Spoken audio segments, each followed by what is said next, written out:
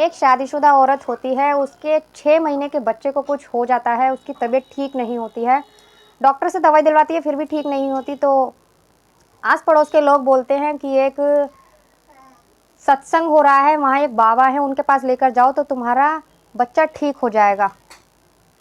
जब वो ऐसा बोलती है तो वो उसको अपने बच्चे को लेकर जाती है वहाँ, लेकिन जब वो साधु से मिलती है, उस बाबा से मिलती है, तो देखकर चौंक जाती है, क्योंकि वो जो बाबा था वो और कोई नहीं था, 3 साल पहले जिस पति को उसने छोड़ दिया था वो वही होता है। दोस्तों, मैं गीता गुप्ता, स्वागत है आप लोगों का आज की मेरी एक नई कहानी में। जय माता दी। एक लड़का होता है सुरेश नाम का, उसकी माँ होती है और शादी के लिए उसको लड़की देखने जाते हैं, तो सुमन नाम की लड़की को देखते हैं, तो लड़की पसंद आ जाती है, क्योंकि लड़की अच्छी होती है, घर गृहस्थी वाली होती है, तो उन दोनों की रिश्ता पक्का कर देते हैं, शादी कर देते हैं दोनों की। शादी करके सुमन अपने ससुराल आ जाती है। सुरेश ज़्यादा पैसे वाला नहीं होता है, दोनों की घर गृहस्थी सही चल रही होती है। कुछ टाइम बाद सुरेश के माँ बाप गुजर जाते हैं और फिर उनके एक बेटा होता है। बेटा जब 5-6 महीने का होता है तो उसकी तबीयत ख़राब हो जाती है। जब उसकी तबीयत ख़राब हो जाती है तो उस डॉक्टर के पास लेके जाते हैं। हॉस्पिटल जब लेके जाते हैं तो डॉक्टर पैसे जमा करने की बोलते हैं कि उन्हें पैसे चाहिए। अब सुरेश एकदम ज़्यादा पैसे कहाँ से लाता, वो अरेंज करने के लिए इधर उधर जाता है। जब अरेंज नहीं होते तो वो एक कंपनी में एक एग्रीमेंट साइन करता है, जो कि वो बोलता है कि मैं 6 महीने आपके पास काम करूँगा, मुझे इतने पैसे दे दो। वो पैसे ले लेता है। इतने में ही सुमन को इतना सब्र नहीं होता, वो अपने भाई को फ़ोन करती है और फ़ोन करके अपने भाई के पास अपने बच्चे को ले जाती है। उसका भाई अच्छे हॉस्पिटल में उसके बेटे का इलाज करवाता है, वहाँ एडमिट करवाता है, वहाँ उसका इलाज चलता है तो वो ठीक हो जाता है। लेकिन वो हॉस्पिटल में ही होता है। जब सुरेश पैसों को अरेंज करके जब हॉस्पिटल लेके पहुँचता है तो सुमन उस पर गुस्सा करती है और पैसे लेने से मना कर देती है।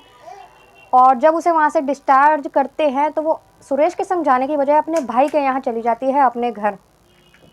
अपने भाई के साथ उसके घर चली जाती है, अपने घर नहीं आती। सुरेश बेचारा वापस आकर उन पैसों को उस कंपनी को वापस कर देता है, क्योंकि पैसे उसने लिए नहीं थे सुमन ने।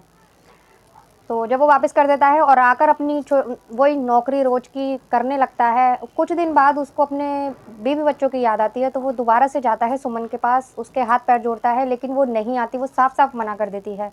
जब वहाँ से वो वापस आ रहा होता है तो घर जब पहुँचता है अपने, तो उसका जो छोटा सा घर था, छोटी सी जो झोपड़ी थी, उसमें भी आग लग चुकी होती थी। उसमें भी आग लग चुकी थी। अब वो ना इधर का रहा ना उधर का, उसके पास एक यही सहारा था, वो भी जल चुकी थी। अब वो बहुत परेशान था, क्योंकि उसका बेटा और पत्नी भी उसके घर छोड़ के जा चुके थे। अब उसका कोई भी नहीं था, माँ बाप पहले ही गुजर चुके थे।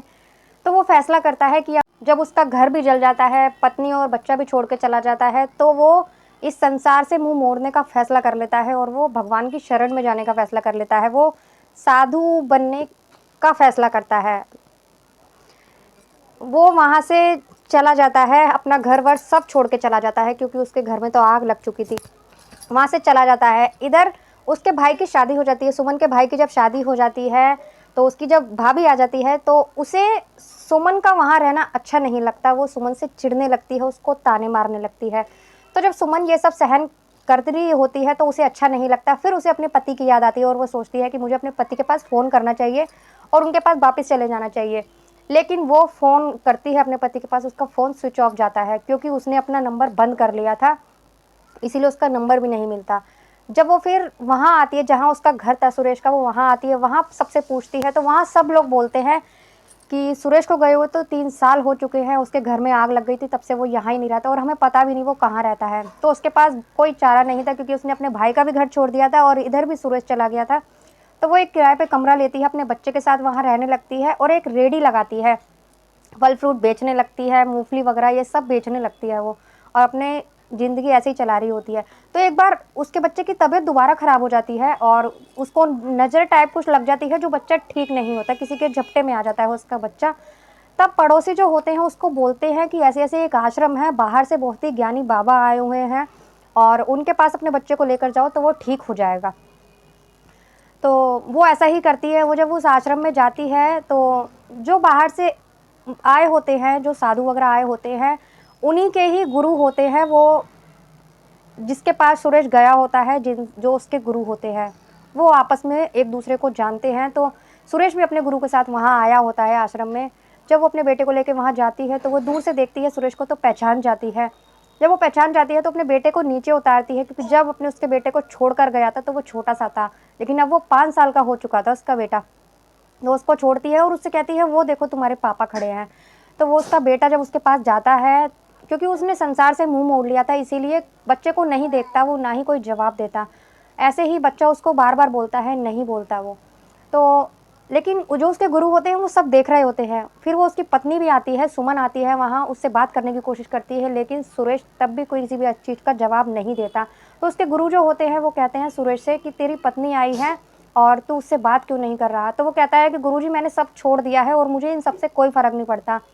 मैंने मोह माया सब छोड़ चुकी हूँ, मुझे पैसे का किसी भी चीज़ का लालच नहीं है और मैं अपनी इस ज़िंदगी में बहुत खुश हूँ। भगवान यही चाहते थे, इसीलिए भगवान ने मेरे घर में आग भी लगवाई थी, मेरे बीवी बच्चों को मुझसे दूर किया था।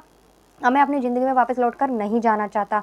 लेकिन फिर भी गुरुजी उससे बोलते हैं तो वो साफ-साफ मना कर देता है। तो जो उसके गुरुजी होते हैं वो उसको वहाँ का एड्रेस नंबर लिख के दे देते हैं और उससे कहते हैं तुम चली जाओ अभी, मैं इससे बात करके समझाऊँगा इसे, फिर बाद में देखना। फिर वो चली जाती है और जहाँ वो जाती है वहाँ भी किसी वजह से उसको मकान खाली करना पड़ता है, उससे खाली करवा लेते हैं।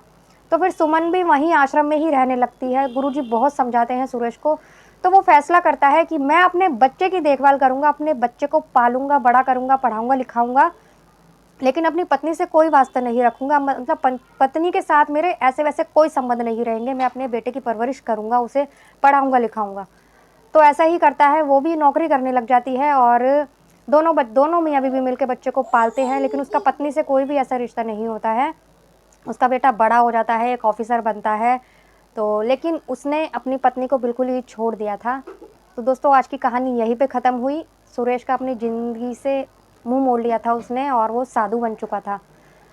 तो कैसी लगी आपको ये कहानी? अगर अच्छी लगी हो तो